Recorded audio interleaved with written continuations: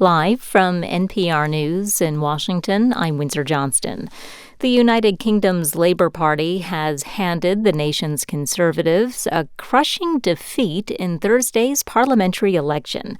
In his first official remarks as Prime Minister, Keir Starmer pledged to lead a government of service on a mission of national renewal. Changing a country is not like flicking a switch. The world is now a more volatile place.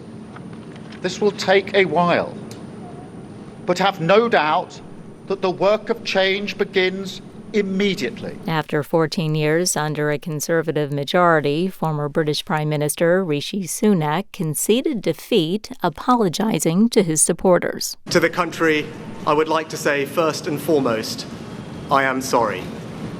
I have given this job my all, but you have sent a clear signal that the government of the United Kingdom must change. King Charles welcomed Keir Starmer to Buckingham Palace this morning to officially appoint him as Britain's new Prime Minister. Hurricane Beryl has made landfall along Mexico's Yucatan Peninsula with wind speeds topping 100 miles per hour.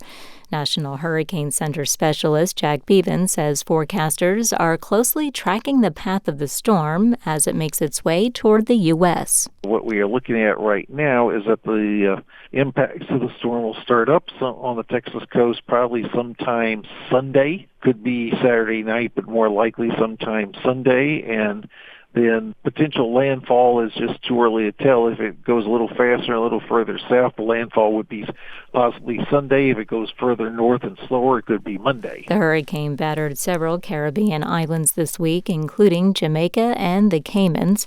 Officials say at least 9 people have died in the storm. The U.S. economy continued to add jobs at a healthy clip in June. NPR's Scott Horsley reports most of the gains came in healthcare, government, and construction.